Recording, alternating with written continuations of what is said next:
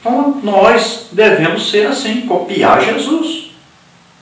Não sei o que acontece hoje com a maioria esmagadora da igreja, que não entende que nós devemos representar Jesus, fazer as mesmas coisas que Jesus fazia, ensinar as mesmas coisas que Jesus ensinava, pregar as mesmas coisas que Jesus pregava. Então hoje a igreja está aí só com mensagem de autoajuda, ninguém mais condena pecado, é uma coisa terrível. A pregação do Evangelho não é mais cristocêntrica. E Paulo diz que importa entre vocês é pregar Cristo e Cristo crucificado. A Bíblia diz pregar Cristo e Cristo crucificado. Morreu por nós, sofreu por nós, morreu e ressuscitou, está vivo. E Ele nos chama para pregar o Evangelho legítimo, pregar o Evangelho do sangue derramado, do sacrifício feito, do Evangelho pregado, do poder e da unção do Espírito Santo. Temos que marchar para isso. O Filho de Deus se manifestou para desfazer as obras do maligno, desfazer as obras do diabo. O diabo vai fazendo, nós vamos desfazendo. Tem que haver um combate, tem que haver uma guerra. Quais as armas que nós usamos? Armas espirituais. Entendeu? Então nós vamos usar as armas espirituais. Vamos continuar como a igreja sempre usou. Sempre a igreja teve um exército poderoso marchando contra Satanás e usando as armas espirituais. Né? Existem pessoas que precisam de uma arma para defender aí uma propriedade, né? Uma pessoa que precisa de uma arma para proteger a sua casa. Tudo bem. Agora nós cristãos nunca precisamos e vamos continuar do mesmo jeito. Tanto faz para nós. No tempo que era liberada a arma, alguém usava a arma, algum cristão? Não. Vai continuar do mesmo jeito. Ninguém é obrigado a usar arma. Né? Agora, quem precisa usar, deve usar. Então está mais do que claro isso. Né? Nós não precisamos. Nós confiamos em Deus e usamos armas espirituais. Subtópico 3, quem tem uma caminhada dinâmica com Cristo. O discípulo de Cristo tem uma caminhada dinâmica com Ele. Trata-se de um desafio diário. Todas as nossas escolhas, propósitos, nossos sonhos e realizações devem ser pautados na vontade do Senhor. O discípulo de Cristo é alguém que vive em um mundo cujos valores estão invertidos. Mateus 8,35. Por isso, entende que o âmbito do reino de Deus, ganhar é perder e perder é ganhar. Somos chamados para assegurar os interesses do reino e, para isso, muitas vezes temos de deixar de lado os interesses egoístas e a aparente segurança terrena. Então nós devemos entender, olha só, Jesus disse, quem quiser salvar a sua vida, olha só, perdê-la-á.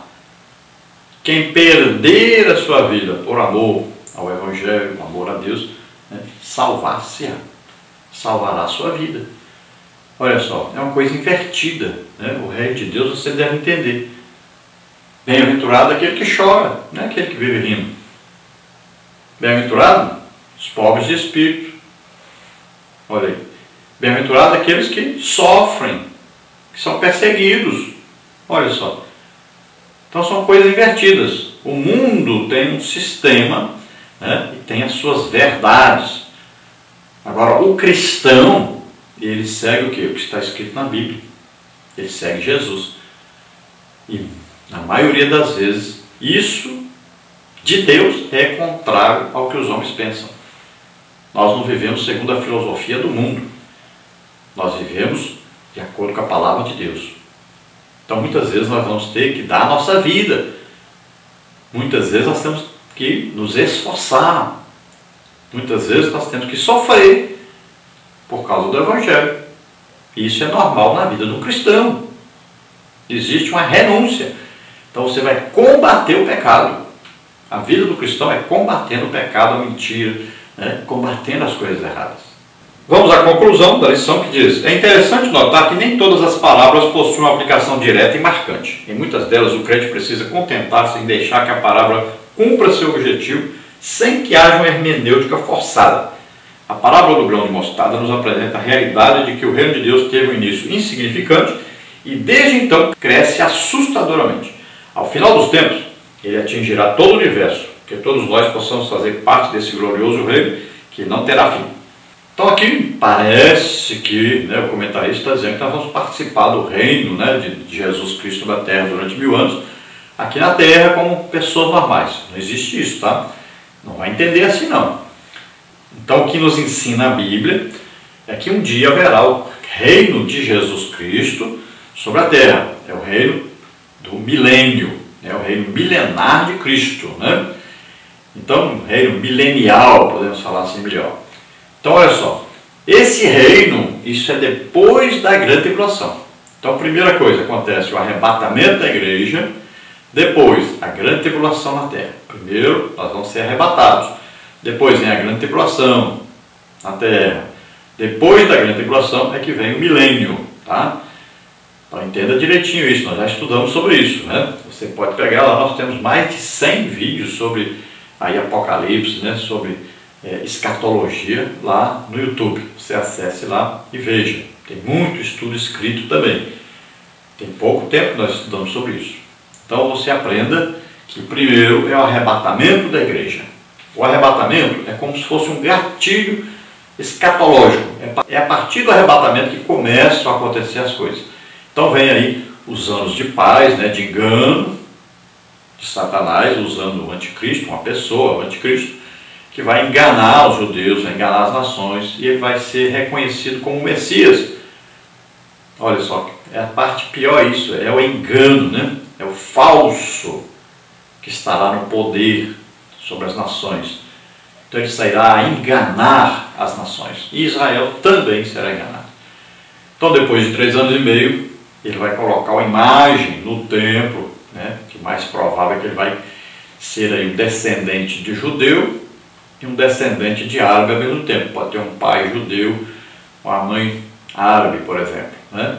Por quê? Ele vai precisar fazer uma amizade com os árabes para poder construir esse templo.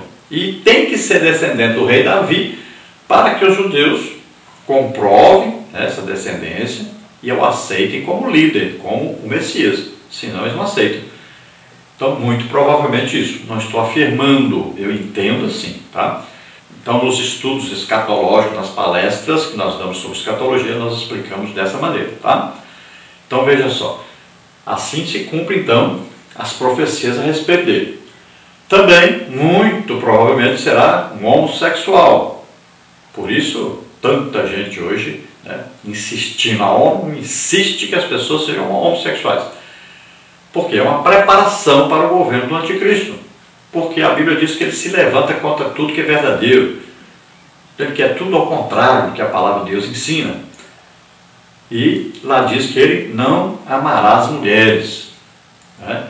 Então, é uma dica para nós. Então, são várias coisas que nós devemos entender, lendo a palavra de Deus, nós vamos entender que hoje existe um sistema no mundo sendo aí pregado, ensinado, né? Os governos estão insistindo para que as pessoas adotem, né? Aí, essas agendas, né? Agendas chamadas de agendas gays, né? O comunismo querendo crescer, tudo isso uma preparação para o anticristo. Se você olhar o plano de governo, você vai ver que parece com o plano de governo do anticristo sobre a terra. Pode ver que é parecido. Então, temos que tomar todo cuidado. Nós não podemos fabricar anticristo. Não podemos ajudar o sistema satânico que está sendo criado no mundo. Então nós devemos andar de acordo com a palavra de Deus, sermos instrumentos de Deus. O Brasil tem que estar entre as nações que vão ser abençoadas por Jesus, né? E mesmo que as pessoas não sejam salvas, mas que elas possam ter a chance de participar do milênio do governo de Jesus sobre a terra. Nós não, nós vamos ser arrebatados, a igreja é arrebatada. Estaremos no corpo espiritual, morando na Jerusalém de cima, Jerusalém celeste, enquanto aqui as pessoas estarão aqui no milênio, e a capital do milênio será Jerusalém terrestre. Então Jesus governará. Nós estaremos ajudando Jesus, mas num corpo glorioso. Nós não estaremos morando aqui como pessoas normais na terra, tá? Nós já fomos arrebatados, transformados em corpos gloriosos, para viver lá em cima, né? Não é para viver aqui embaixo. Então é importantíssimo entender que essa parábola, tanto a de falando aqui sobre o grão de mostarda, quanto falando sobre o fermento que é colocado em 2 medidas de trigo, elas estão indicando o quê? Um crescimento do reino de Deus, né? Então é o quê? A implantação da igreja e o crescimento dessa igreja aqui na terra, tá? Então todas as duas falam sobre isso. Dá uma palavra do grão de mostarda, um grãozinho pequenininho, né? Que se torna uma grande árvore. Aí, a medida de fermento pequenininha, colocada em 3 medidas grandes, né, de trigo, e olha só, quando se ajunta, essa pequena quantidade de fermento vai fazer com que a massa cresça. Então está falando o quê? De crescimento do reino de Deus. Não está falando nada de crescimento do reino de Satanás, nem de apostasia, nem de heresia, nada disso. Está falando do crescimento do reino de Deus, tá? Isso é importante você compreender, o mais importante compreender, aí estudando então essas duas parábolas, muito pequenininhas, mas que traz um sentido maravilhoso que nós devemos entender. Nós vamos orar agora. Se você quer fazer parte também desse reino de Deus na terra, ser um discípulo de Jesus, então você agora ouviu já a palavra de Deus, aí explicada, né? Então, se você abrir o coração para Deus, você entende essa palavra e você quer participar desse reino de Deus na terra, você também quer ser um seguidor de Jesus, um discípulo de Jesus. Então, se você deseja, vamos orar agora. Entregue sua vida para Deus agora. Vamos orar juntos. Pai querido, em nome de Jesus, olha, Senhor, para essas vidas que se chegam a Ti, arrependidos agora de seus pecados, então estão entregando agora as suas vidas para Ti, Senhor, confiando a Ti agora o futuro deles. Ajuda o Senhor, concede a eles o Espírito Santo, enche-os do Espírito Santo, Senhor, escreve os seus nomes no livro da vida, Senhor, faz maravilhas através deles. Em nome de Jesus, ajuda-os a ter interesse em ler a Tua palavra, em orar e buscar a Tua face, em fazerem a Tua obra, em Te servirem.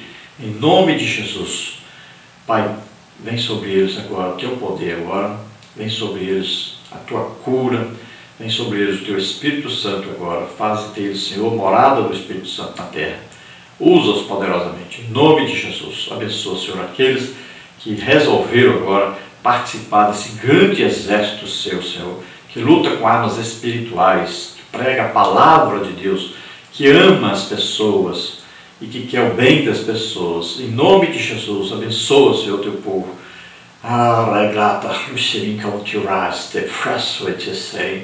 Faz com que o Teu povo, Senhor, seja um povo grato a Ti, alegre, feliz em fazer a Tua obra. Em nome de Jesus, abençoa a nossa nação, Senhor. Em nome de Jesus te agradecemos. Amém. Glória a Deus. Aleluia. Você que está em Cuiabá, Mato Grosso, queremos convidar você para estar conosco aí no templo sede, no templo central da Igreja Assembleia de Deus, Nova Aliança. Então, dos dias 19 ao dia 21, será realizado aí o CEFEC, que é um curso de formação de educadores cristãos. Então, esteja conosco aí, participe ativamente. Terão outros professores também, e o ensino será tanto para adultos como também para o departamento infantil. Então, você esteja aí sexta-feira à noite, começa, depois tem sábado à tarde e à noite, tem também domingo pela manhã e domingo à noite. Então, participe conosco. Vou passar para você o endereço aí, é Assembleia de Deus Nova Aliança, que está na rua Gregório de Matos Guerra, 10, Santa Cruz, Cuiabá, Mato Grosso. Esperamos você lá. Não importa a sua denominação, participe. Aquele que ensina, ele precisa aprender. Quanto mais você aprende, mais você está apto a ensinar. Participe conosco. Estamos esperando por você que mora em Cuiabá e arredores também. Deus abençoe a todos. Jesus, eu quero ser igual a Ti. Quero amar o que Tu amas.